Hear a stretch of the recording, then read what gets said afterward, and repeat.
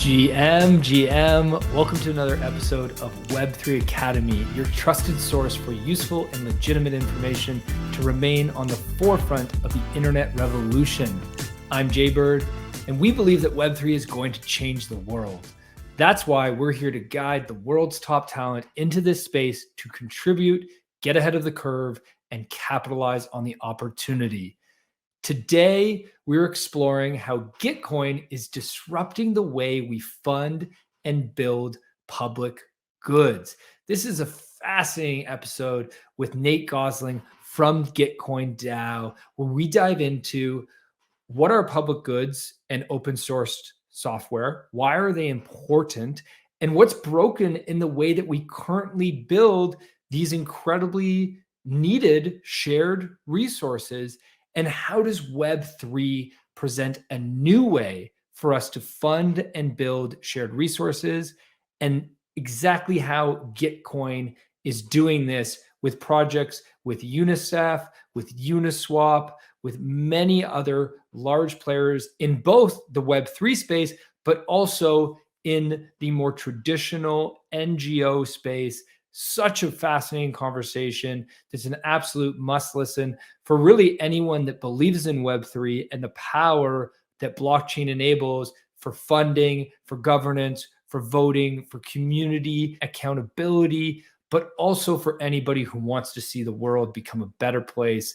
Nate is just such a great human that really leads us into building a better world together. Nate is the product lead of Gitcoin's Allo protocol, which is their new protocol that aims to provide open source solutions for anybody to use Gitcoin grants in their fundraising and in their allocation of funds. Previously, Nate led product teams at Flatiron Health and ShareThrough, and we dive into so much in today's episode. So buckle up, everybody. We got a great one for you today. Before we jump in, let's just take 1 minute to hear from our lovely, lovely sponsor. The future of social media is here, and that future lives in Web3 on top of Lens protocol. Web2 social platforms are broken and ripe for disruption.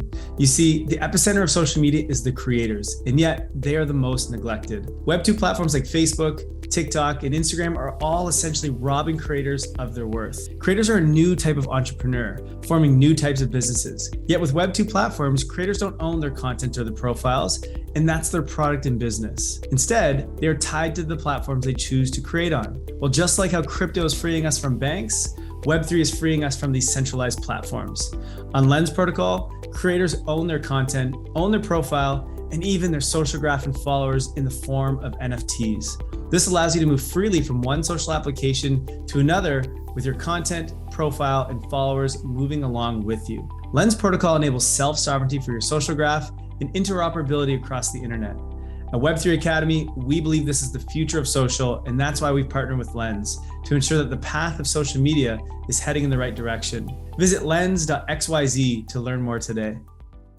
Are you building a community around your brand? Well, listen to this. At Web3 Academy, our motto is community first, profit second. Why? Because engaged communities tell you exactly how to improve your product and ultimately drive growth. They act as team members, recruiting new customers and providing crucial feedback. And they become brand superfans, sticking by you through thick and thin. But to engage your community, you must first understand them. That's where Chasm comes in. Chasm is our go-to Web3 tool for managing and understanding our community members. It combines both on-chain and Web2 metrics all in one user-friendly dashboard. With Chasm, you'll know things like which other communities your members are part of and which of your campaigns are truly driving results. That's why at Web3 Academy, we use Chasm to launch campaigns, optimize growth, engage our community members, and automate workflows with this all-in-one tool. If your community is already on chain,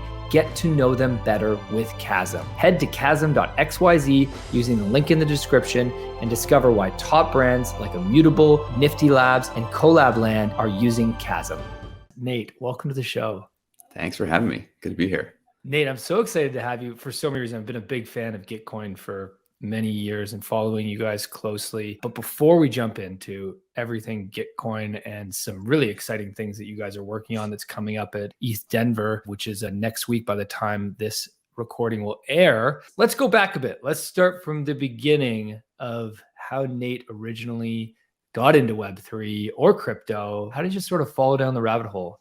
I'd say it's definitely more Web3 than crypto is what pulled me in. So my background is in tech. I've been working in startups for the last 15 years at this point. I've done them in a few different industries, healthcare, media, things like that. But I've always been a real food lover at heart. So when I left my last job before Gitcoin, I was exploring a couple of different food and business ideas. Like, how could I bring like tech and food together? And I ended up talking to a lot of chefs. And one of the things that was really interesting about chefs was like, they were all starting to experiment with, I don't want to work in restaurants. How can I be a professional culinary expert? And as I was talking to them, like a lot of their problems were coming down to like, how do we pool funds? How do I own space? How do I have flexible space?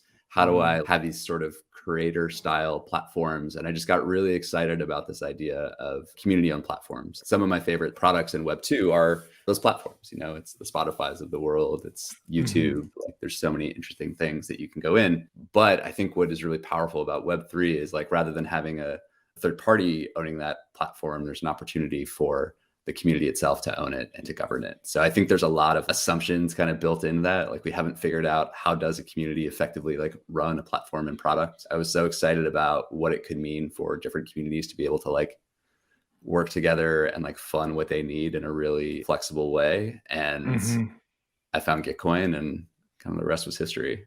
At first, when you mentioned food, I thought you were going to bring up Fly Fish Club, Gary Vee's tea-based restaurant. I was like, no way, is that where this is going?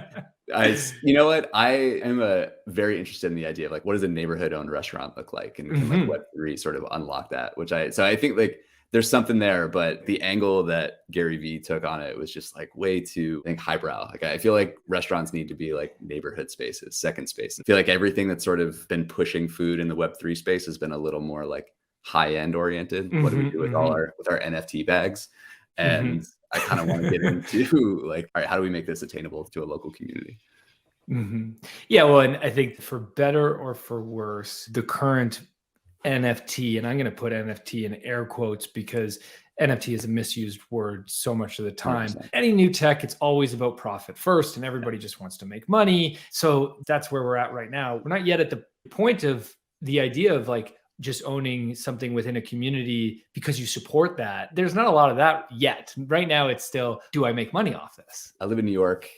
Cost of living is high. I want to make money. I want to support my family. I want to do all those things that you do. I feel like that's really important. In sort of the Web 2 space, I feel like we started getting to these real like outsized gains where you would build this platform, you would get the network effect. And then all of a sudden it was like one sort of company owning everything. And I think what's really interesting about how we're starting to think about protocols and what those could mean is that we're going to see this really cool explosion of viable small businesses that I think haven't really been able to exist in the tech space in the past. Getting back to this idea of like, what could a small studio do, or like a 20-person company do if they have the resources of some large protocol platform that they can build on? I just think there's a there. And that's one of the things that keeps bringing me back to. There's also like a societal desire for that now as a result of, as you said, what really happened over the last 20 years with the internet, which was fantastic. Don't get me wrong. It's so easy to hate on Facebook and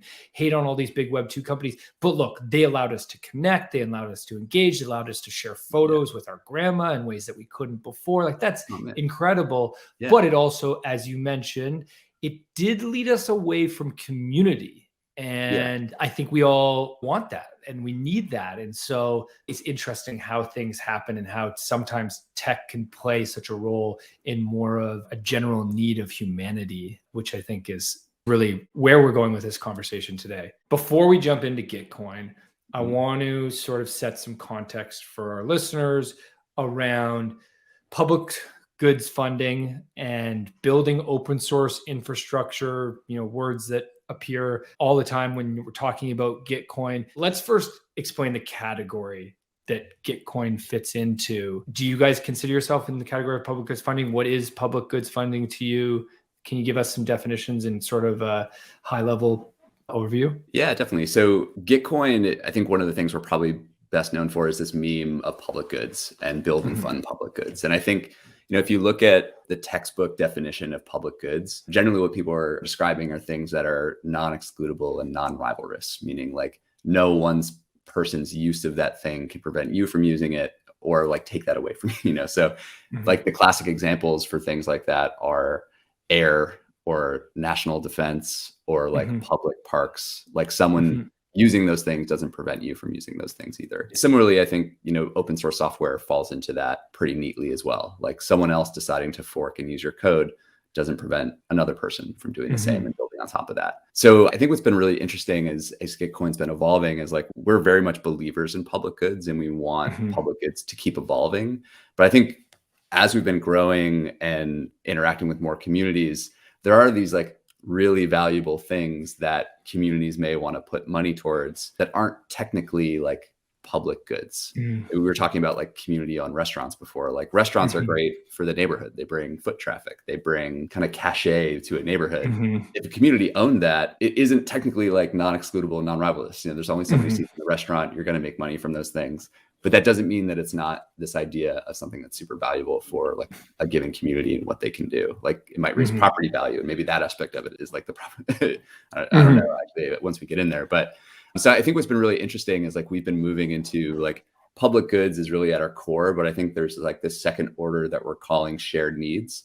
I think is also like super powerful and that we're building towards. So we would definitely consider ourselves both a public goods and a shared needs kind of organization. But we can get into this a little bit more when we talk about like what we're building and how we're organized. But I think one of the things that was like our initial in for this was this idea that like public good funding today, it's been existing in like local communities for a long time. If you look at, taxes or fundraisers or communities, governments, like all of that is like, how do we take these resources that we've acquired and like funnel them back into public goods funding, like education, or things like that. And there are a number of challenges with that. I think one of the classic kind of challenges is the idea of like a free rider problem, where like one person may be able to consume more of a public good than they may actually need or deserve or is equal or fair. So we think there are these fundamental tools, one of which is quadratic funding, which I think we're going to get into later, that can start to like attack these problems in different ways. So make it a little bit more, I think, equal in terms of your access to a public good. I think also giving communities more say in sort of like what are their public goods. So maybe that's the tee up. Does that make sense?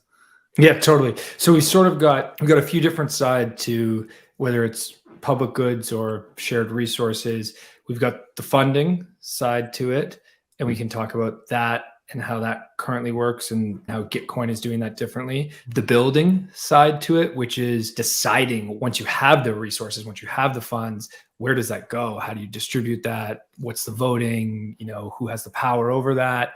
And then maybe we've also got this greater community side to it of just the power of community, using it long-term, upkeep. Are those sort of the three categories? Did I get that right? Yeah, I love that framing. Let's switch from public goods to open source infrastructure. So how does open source infrastructure funding happen right now? Is that funded through VC models? And what are the challenges and problems you see with that? The answer is it's not funded well. Open source software is the backbone of everything we know about the internet today. Like there are so many open source projects that are powering every app that you use.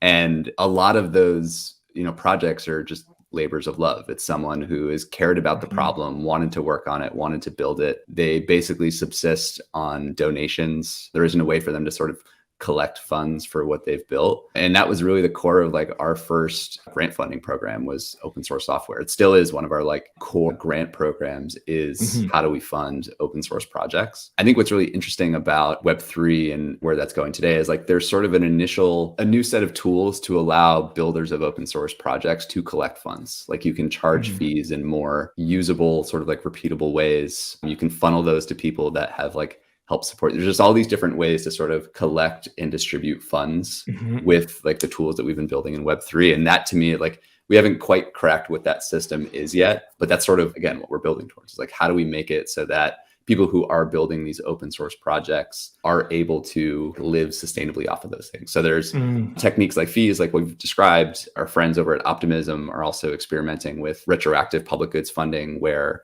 you can build an open source project and you can go back and people can vote on sort of the impact and usage of that tool and almost give them the sort of like exit after building a successful piece of software. So maybe to sum it up, I would say funding of open source software up till now has been like fundamentally broken. I think there's a ton of burnout for people who are building and working on open source projects. And I think it's in a place of transition right now where there's kind of this explosion of new tools and methods for how to fund it. And I think people are doing a lot of experimentation around like what the right model is. How do you do that in a repeatable, livable way? Why is there an explosion right now of open source software? It's not something we talk enough about, but it really is at the core of Web3. 100%. Where's that coming from? For me, what's interesting, I think, about the narratives around Web3 is it feels like such a return to like the Web 1.0 days. You know, I think a lot of like the early computer and hacker culture was all, you know, garage groups, homebrew, sharing ideas, hacking together. Here, I built this, you use it, try it. It's very like communal oriented.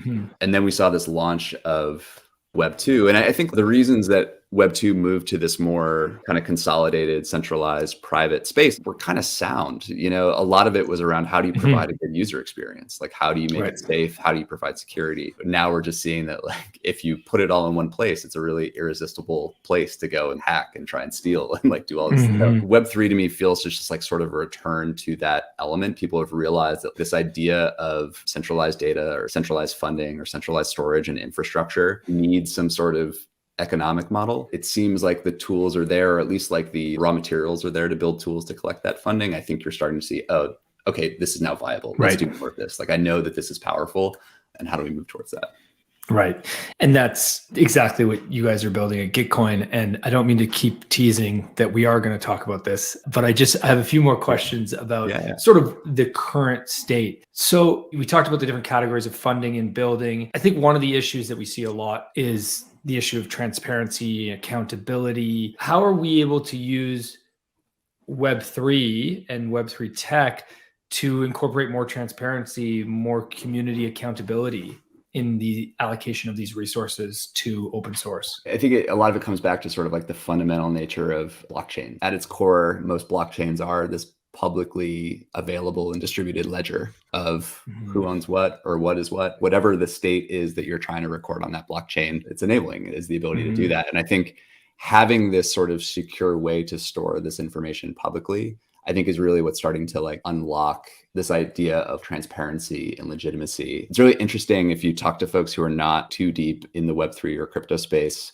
because they might look at it and still have like the Silk Road kind of opinion of Web3 where it's like totally anonymous and private and no one knows anything. And it's like, yes, it's that, but also it's 100% public and you can't hide anything, you know? It's a really interesting kind of point in time where like we have this ability to really surf the core information and create this auditability. And I think we're going to get into this when we start talking about what Gitcoin's building, but like we're building tools that we want to be fully auditable. And I think where we're starting with is we know that we can store things publicly on chain immutably and that anyone can come and look at those things. And that's step one for us. Like every sort of decision point or design point, we want to make sure that it's recorded what that person did. And then I think what becomes cool beyond that, and this is something that like the data teams at Gitcoin are working on, is like, how do you then access that data? You know, how do we make that readable to the average person? So I think we're at this point where like we can record everything on chain, and like it's now getting easier to be able to like access those things on chain. And I feel like the next step is sort of, okay, how do we make sure that you don't need to be a data analyst to be able to like check those things on chain? I mean, it makes me think about, just because it's topical in the news right now, was Russell Wilson, who's a NFL quarterback, very successful. He's got a foundation, and it came out recently that his foundation only directs 24 cents for every dollar towards the needs that they are fulfilling towards their charitable endeavors, which is incredibly low if that's the truth. And who knows if it's the truth? It could not be the truth, and it could just be media creating a story. There's a real polarization around media. We don't need to get into that. But the point is, because of the lack of transparency, there's no way to know where this is going, and we have to wait for the media to break a story like this for us to figure this stuff out. And what you're doing can solve all of this. Yeah. 100%. This kind of ties it back to open source. I'm going to take a brief detour. I promise it's brief. I'll come back. But when I was working at Flatiron Health, a lot of what I was working on was, providing data sets and data methods for cancer researchers. And there's this incredible community of statisticians and analysts who are working on like really interesting research with these data sets, but they haven't necessarily come from like data science background. So a lot of their code that they're doing for this is copy paste. But as you start to see these more open source tools come up, you're starting to just increase the auditability and viability of these tools, where like if you do an analysis and uncover something new, you don't need to wait such a long period of time for someone to like rebuild your analysis and go from there. You can say like, I used this audited tool that we all know about and I got these results. And I think we're starting to see that now happen with other sectors as enabled by blockchain. Finance, I think, was really the first place that it started. We're thinking about it in the community and public goods funding space. You're seeing it with art. It's just cool to start to see these like open source tools now enabling us to work. We have sort of the open data.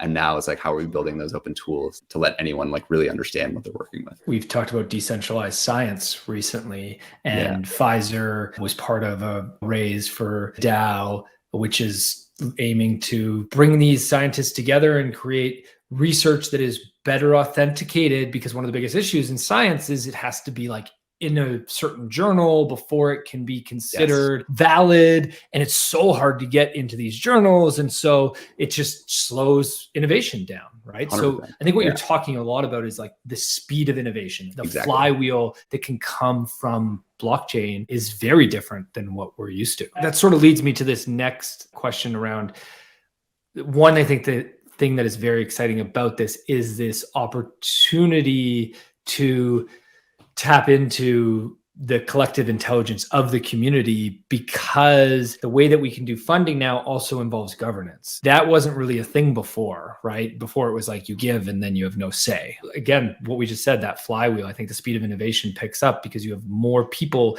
involved that can participate in a meaningful way. Yeah, I think this is one of like the aspects of Web3 that like I have the hardest time explaining to folks outside of Web3, because I think it's easy to sort of describe what we were talking about before of community-owned platforms.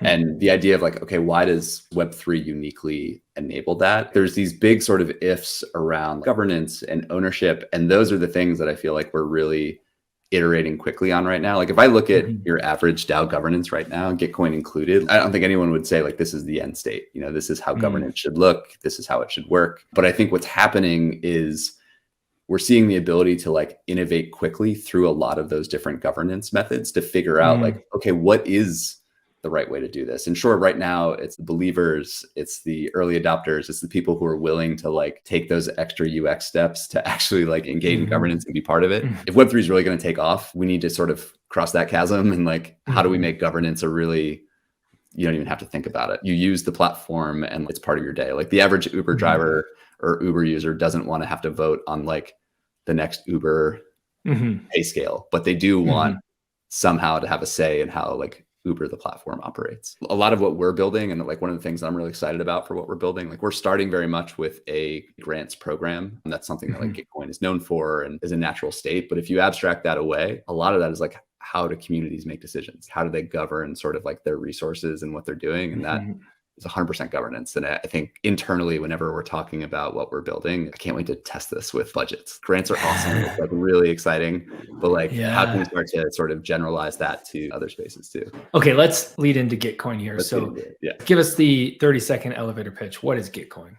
Yeah, so Gitcoin started as a grants program. It was, how do we take funds and distribute those to open source software projects? I think what was unique about what we were doing was that we adopted a model that Vitalik and some of his collaborators first put out there called quadratic funding. If you think about a basic matching pool, I have $100,000, I'm going to give it away to projects, or I'll match up to $100,000 when everyone is giving. Whoever sort of gives the most money to a given project, like that project is also going to get most of the pot. It may only be one person who gave $50,000 to that project, and then everyone else gave, $1 or $10 to other projects. But it still looks like that is the most valuable thing to be doing there. What quadratic funding does is create a more democratic sort of method of allocating that, where the amount of a matching pool that you get is actually way more dependent on the number of unique contributors who are donating to you, as opposed to the volume of dollars that you're getting. That's a little bit of a simplistic way because we do sort of like weight how much you are donating to projects. But the idea is that you want to be finding things with broad appeal, the things that are closer to a public good than sort of like a one individual pet project, and like see where that kind of allocation is. So that's where Gitcoin really started, was this grants program using quadratic funding to do that. Over time, I think we were meeting more communities who wanted to be able to use the same mechanism. So we started building out a platform to do that. We worked with Uniswap, we've worked with climate initiatives, a number of other kind of ecosystems in the Web3 space. And I think what we're learning is that every community is going to have a slightly different way of wanting to do that. You may want to tweak the algorithm. You may have different who's eligible for these funds. There's a lot of different ways you want to like customize that type of a grants program to a community. So what Gitcoin is today is both a grants program that we still use to fund public goods like open source software and climate. Those are kind of our big like classic funding pools. But then we're also building this open protocol and software for running these community allocation programs. So basically any community can come in and spin up a quadratic funding grants program using our tools. Yeah, that totally makes sense. So let me just repeat quadratic funding for a second, because I do think it's almost better to go to Gitcoin's website and watch the short video that they have that is very good at explaining it. It's a tough one to understand verbally, but yeah, essentially it's this idea that money shouldn't be the only decider in allocation. So it's not who gives the most amount of money that should decide allocation. It's also the most amount of people. So that if you had one person give $10 and 10 people give $1, that the 10 people who gave $1 should be able to have stronger direction because they have more people. And we're trying to appease the most amount of people, not the deepest pockets. Exactly. Am I simplifying that well? I've tried to explain it on the podcast before, so it's not my first time doing it. No, I feel like I keep experimenting with like, what's a different way to say it? It's like if you show it to someone visually, they're like, oh yeah, that's great. You get it right away. Yeah. But trying to do it in language is a little bit challenging. But it's important, both you and I were talking about, we're both dog owners. And when you're training a dog, you need to use language, and language is what connects us all. So it's good practice for sure. I want to dive into this protocol that you're building and this new tool that you're building. But before I do, was there anything else sort of high level you want to talk about at Gitcoin? Do you want to give us any other data or information or overview? In a nutshell, Gitcoin is a community of people who are both building and funding public goods. So building these protocols, also running this public goods program. We're believers in those public goods, and how do we just kind of make the world a better place? I'd say we're sort of like quadratic funding maxis. But yeah, I think that's probably the top line, the takeaway. Okay. Cool. Okay. So let's dive into this new tool or this new protocol that you're building. Can you give an example of how it's being used, and then we can talk more in detail about it? Yeah, definitely. So I'm going to give a hypothetical example first, because it's one that we've been talking about with a potential partner. I'm not going to dox them because I don't want to give it away, but basically they're a sports organization, and they have a really cool use case for quadratic funding where they're trying to get communities to fund local basketball courts. There's kind of this idea or knowledge that like the more sort of local basketball courts you build, like it becomes a focal point for a community. It becomes a rallying point for a lot of what you're doing. So they're running a quadratic funding program where basically all these different local court projects are applying and saying like, I want to receive funding. The program is putting up a certain amount of dollars in matching funding. And then they're going to use our algorithm to decide based on other people's donations, how much of that should be allocated. So basically like when a project is in a quadratic funding round, they're getting two streams of funding. They're getting the direct donations from people who are supporters of them, who are saying like, yes, this is important. And those donations are counting as their votes for sort of like how those funds should then be applied. So then they'll get a percentage of this like overall matching funding. But it's a really interesting use case because I think, they're looking at this on a global scale, and it's becoming a really cool way to sort of like tap community intelligence around like, where are there vibrant basketball communities and where are there people who want to like invest in basketball as a hub? So by seeing like, okay, yeah, all of these people are donating to this project, they're just getting this incredible data point on sort of like how do we build a network of basketball lovers. And I think what's really powerful about quadratic funding too is because they're using this QF model, it levels the playing field. Like if you are looking at a local court project in the US versus a local court project in a third world country, you're not necessarily going to have the funds to compare across those, but you may find that like the third world country is just going to be able to get such a higher volume of donations that they might actually get a lot more funding than would have done otherwise. It's a really cool sort of application of what we're doing. And it's the type of thing I'm just like so excited to see more of. You get a much better end result, because if somebody was to go and say, yeah, I want to, in your basketball court example, which I love because I had dreams of being an NBA player when I was young. I'm 6'5", so I'm a tall guy. I did not make it anywhere close to the NBA, in case anybody's wondering. But if you were to just say, okay, I want to support basketball communities and build basketball courts, you do your research and you'd probably pick the best communities that you thought deserved either a new basketball court or a refurbished basketball court.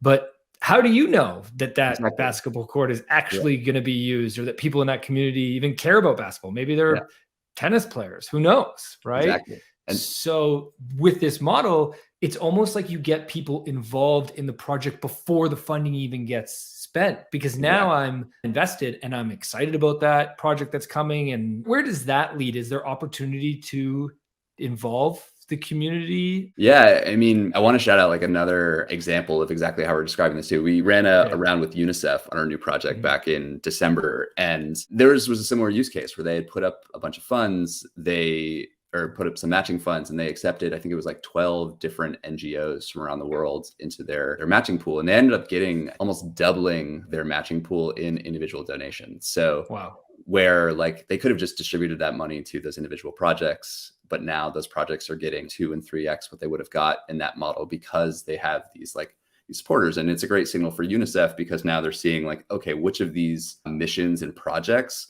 are actually impacting people's lives. That's where people are donating, or like, this did something for me. How do I sort of get that funding out of it? When I'm explaining this to like my mom, I'm usually trying to use like Kickstarter as an example, when people are donating to Kickstarter, they're like, I believe in this. I got some sort of symbol that I participated in it. And now I can like track what's happening with this project. We want to be able to do the same thing with what we're building. We're creating these structures where like you can sort of create a project profile and build up reputation over time. But then because everything's on chain, like who you donated to, and you can go and say like, what are they doing now? Like if they're an open source project, you can go and look at their GitHub and say, oh, they've shipped 3 new products in the last 6 months. Like, this is great. Maybe I want to give more money to them. There's so many different factors that play into it, because then like as a donor too, you're discovering all these interesting new projects, uncover new communities. Like, there's just such a cool sort of melting pot, I think, of ideas that are coming together in these.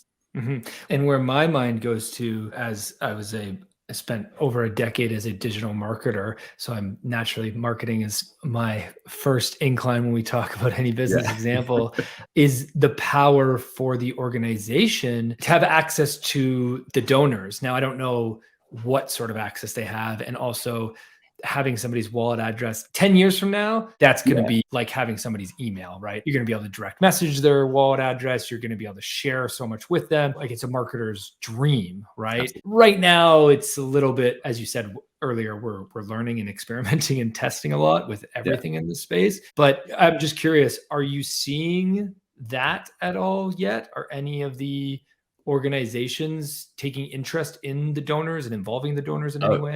Absolutely. Yeah. We had our old centralized platform pre what we're building now, which was called like a Web 2.5 stack, and that we had a couple of contracts for distributing the funds, but we had your classic centralized database and user profiles and all of those things. Outside of like the funding, the next most important thing to, I think, a lot of the projects were the ability to like interact with their donors. We had some features where you could email them, you can like post to a board. I think there were a lot of projects that built up their following through like what we're doing. I think a lot of times we use like Uniswap as like our classic success story at Gitcoin, where they started as an early project. They received some funding from us. They graduated and got some funding from the Ethereum Foundation, and now they're huge and everywhere. But it's crazy. That sort of interaction, I think, is really powerful. When we talk about like who are the different players and constituents in this ecosystem we're building, it's kind of 3-sided. There's the community managers themselves, like the people who are running these programs. There's the community members or donors, and then there's the projects. And I think what you start to see is this really interesting interaction where like community or community member may like start hyping projects that are in their round, which unlocks that project's like knowledge of all these other rounds that are happening, and they can start to like build their following and go from there. So you're exactly right in terms of like the technical limitations right now. We're like, because we're building this in a decentralized fashion, we don't have the ability to like have a centralized kind of messaging service. But I think there are ways around that. And like, those are the things that we're starting to think about now. There's some really interesting protocols looking at messaging based on wallet addresses. You can sort of fake it with other sort of like message boards and things like that. So there's some really cool things we can do with it. But that, to your point, that interaction between project and supporters is so important and something that we want to keep building. Totally. We had Matt Galligan, who's the founder of XMTP, which is a protocol, an open source protocol that's for messaging. And we dove deep into that and the way that they are looking to disrupt the way we communicate online. I'm not going to go down that rabbit hole today. If you guys are listening to this, go back and listen to that episode. It's just from a few weeks ago. But what I do think is so powerful is just the power of composability and interoperability in Web3 means that you don't even have to build the messaging platform or the messaging service. By building on chain, then somebody else can come along and they can tack on their protocol or their service. And then away you go. And now you've got that ability. That's a great segue into sort of like what we're building and like what we're doing. A lot of what we're doing is sort of like enabling this really interesting point in the chain. With Web3, I feel like there are so many interesting ways for people to raise funds. You know, you can do token sales, you sell NFTs. Like there are all these different things you can be doing to just be like collecting funds as a community. There's also all these ways that you can like pay funds. Organizations like Rabbithole and Splits who are figuring out like, how do we sort of direct payments in different ways? But what's been missing in that layer is the like, how do you decide who gets the funds and like how much of those funds to get? And that's really where we're trying to like dial in and like offer a protocol where like any community can like pool their funds at the front. They can decide how they want to give those funds to the things that matter. And then they can use whatever their favorite payment protocol is to pay that out and work there. So as we're thinking about integrations, like XMTP is something that we've looked at. We've also been talking with Rabbithole and Splits about how do we make our protocol interoperable so that we can really focus on that community-based decision-making and make that like a really strong experience, and then let sort of the people who are experts in raising funds, distributing funds, or anything like that really own those spaces. So going back to the basketball example, what's the go-to-market strategy in that case? So you mentioned the different stakeholders you have, and I imagine you must have a team that focuses on the community manager side of going out to community managers, connecting with UNICEF, explaining to them the model, saying, hey, we think we can, help you match and allocate funds better, and here's how it works, blah, blah, blah. What I'm more curious about is on the donor side, because of the UX challenges of Web3 and the fact that not a lot of people even have wallets yet or no. So what does that look like? Are you finding that only crypto natives are donating right now and that's the only space that's active? I mean, in the UNICEF example, maybe you can speak to that. Right now, it's primarily like the crypto natives who are interacting with these tools because of you need a wallet to do it. So when we talk about either quadratic funding, we're using dollars to vote, or quadratic voting when you just have votes or tokens to vote. The key vulnerability of that type of model is what's called a Sybil attack, where the whole thing that this is predicated on is like, you want to make sure that whoever gets votes from the most unique people gets the most money. But if you can pretend that you are 100 unique people, you can game the system and kind of move beyond that. So one of the other things that Gitcoin DAO is building is what we call the passport protocol. And a lot of that is based around decentralized identity. Like, can you verify that that is a individual, unique human in a way that still respects their privacy? That's one of our core integrations with our protocol, is this like using passport to verify that these individual donors are unique people. It creates this dependency for us, at least right now, in terms of like, you sort of need a wallet address because that's what our tools for like verifying identity are really built around that. But back to like this idea of integrations, I think we're like really close to having some really cool opportunities or projects. Like there's a lot of folks who are looking for or are working on ideas of progressive wallets or progressive login, where you can sort of create a wallet with an email address or some sort of more Web2 identifier. And you can fund it, you can do whatever you need, and then interact with these Web3 kind of environments. And then like, once you're ready to really step in and like lean into it, you can evolve or like graduate sort of your on-chain identity and what you're doing. I think right now we're like limited to like Web3 natives or like the Web3 curious. Our hope is that the technology in the next 3 to 6 months gets there to where it's really easy for non-Web3 folks to interact and be part of this. And then I think it's off to the races. It's something that we're hoping someone will build, because we know there are organizations who are building it, but that is something that we see as like super powerful and important. Yeah. It's the Reddit model or the Starbucks model, in that if you buy an NFT on Reddit, you buy it using the Reddit vault, and the Reddit vault is not connected to anything else. So it keeps you safe. The UX is more simple. Now, in their case, they're free NFTs, but it keeps you safe.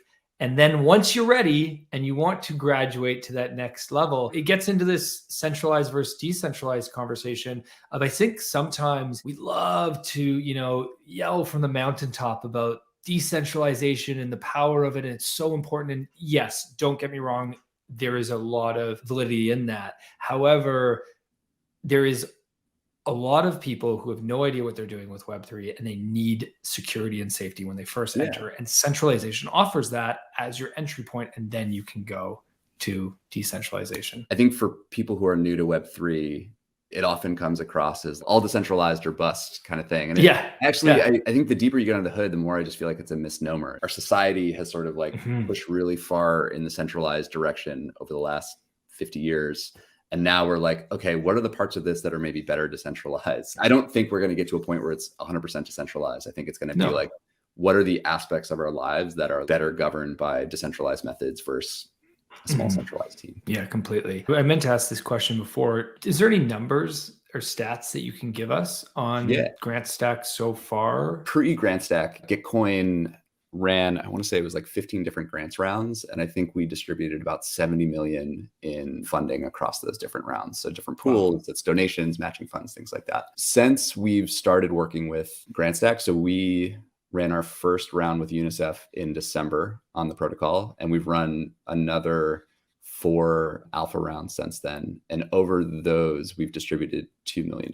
So that's about 1.25 in the matching funds, and then another, call it 750,000 in direct donations from individuals. So it's definitely there. Like, we're excited about it. I can't wait to have it out in the world. Your energy and your smile really shows excitement. I love it. So let me ask the direct question. How does Gitcoin make money?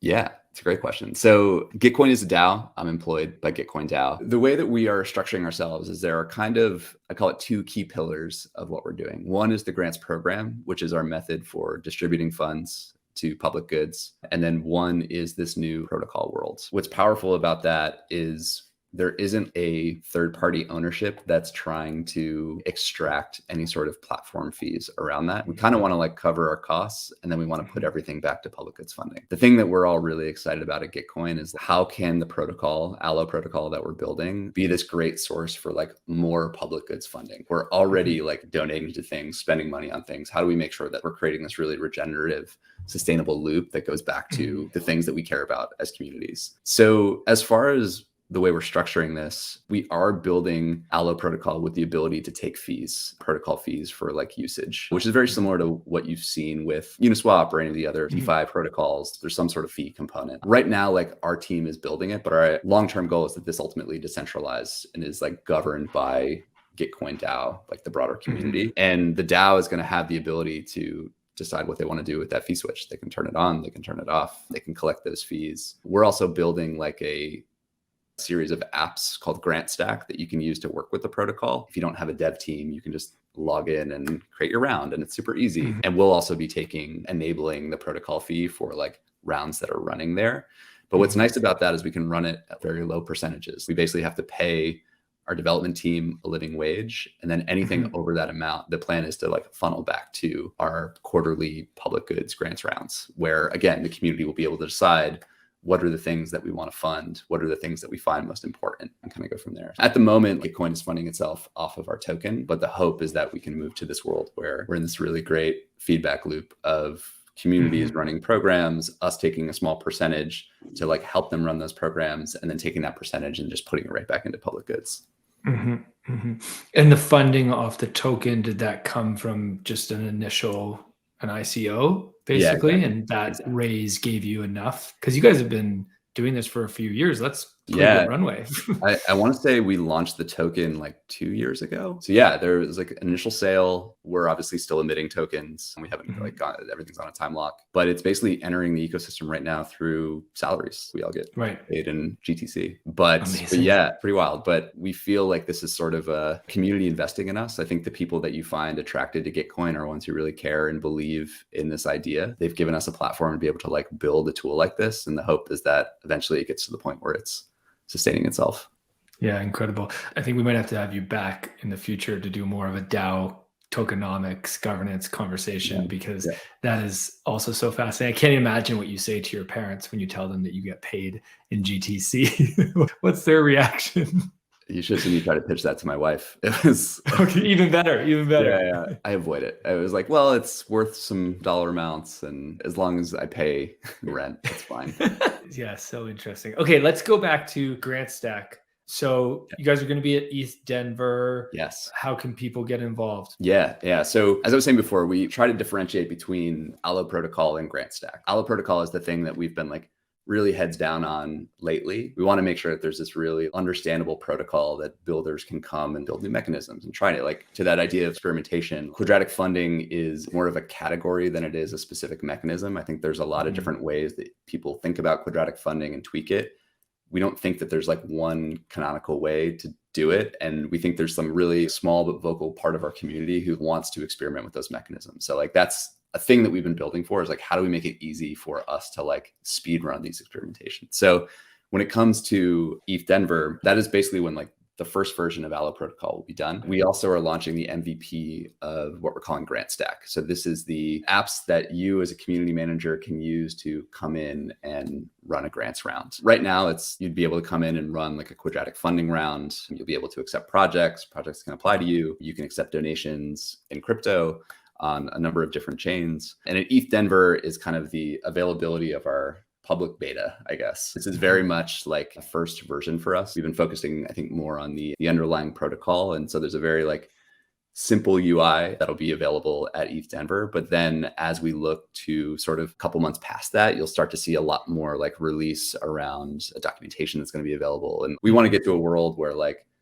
by the time, March, April rolls around, a self-serve group can come in and just spin up a QF round with all of our best practices, hit an easy button, and they're there. So it's exciting. At ETH Denver, we're going to be introducing everything, talking people through the vision and what it looks like, showing them. People will be able to like log in and play around with the tools. Yeah, from then on out, it's just going to be more and more quadratic goodness. Quadratic goodness. Is that a commonly used slogan? I love that. That just happens.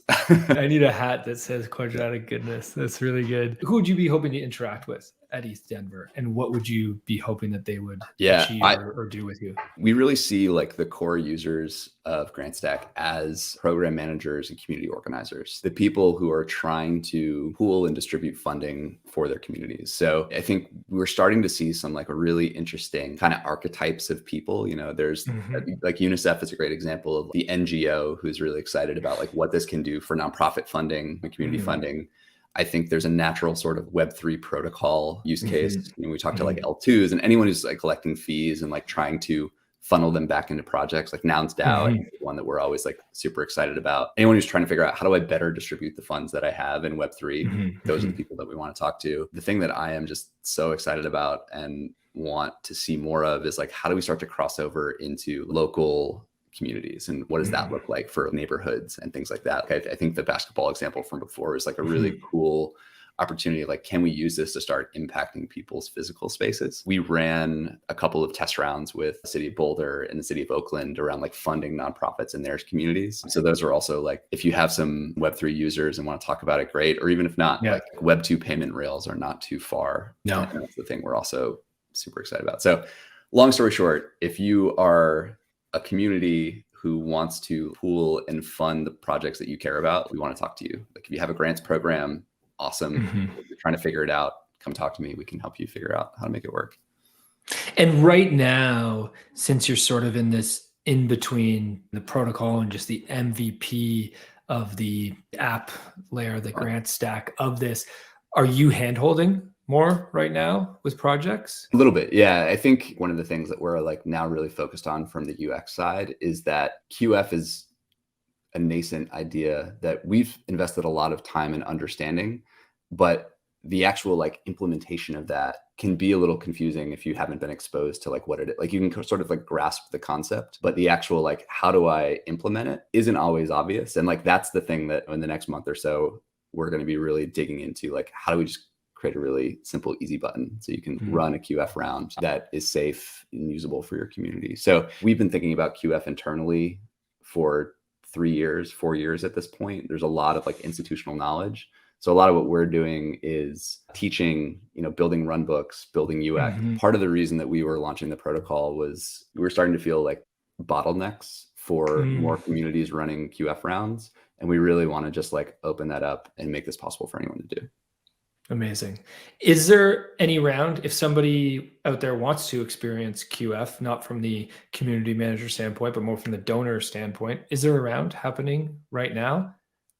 Right now, no, not on the protocol. No, We just wrapped up the Gitcoin alpha rounds, and we just got so much good feedback. We're kind of going through and like cleaning all that up. Not right now, but there are some great organizations that are running benefits. Like Giveth right now is running a donation round for Turkey and Syria, which I think is great. Okay, amazing. Yeah. I want to move on to a speed round, but before I do, any final thoughts, Nate, to share? Anything else? Any other show you want to give, or anything you want to direct the listeners towards?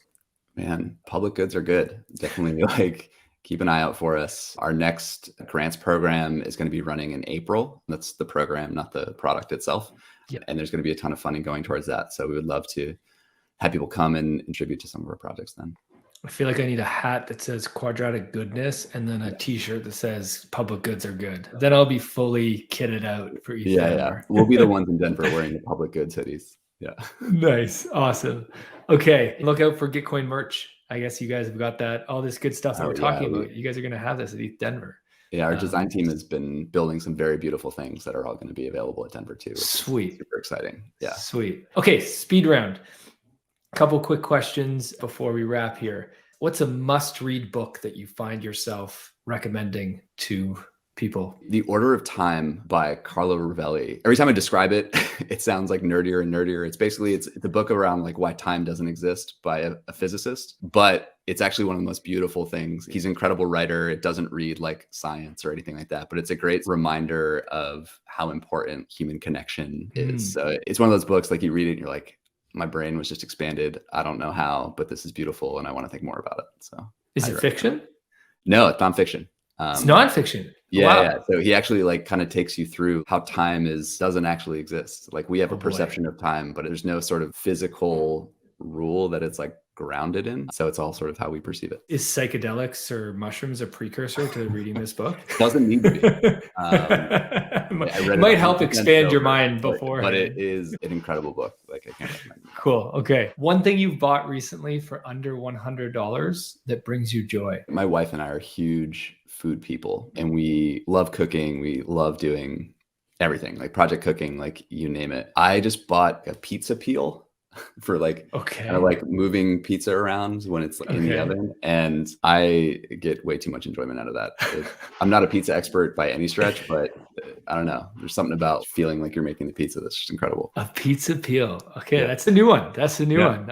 Nobody's mentioned that before. My wife and I also love to cook, so I might have checked it out. Do you have a special oven, like a wood burning oven or anything like that for pizza, or are you just regular? We were doing like a pizza stone in the oven, which was probably like the previous, like what was the best thing under $100 that we got. But my family kind of pitched in some money for my birthday recently and we got an Uni pizza oven for the backyard. So now that's our go-to toy and it's a lot of fun.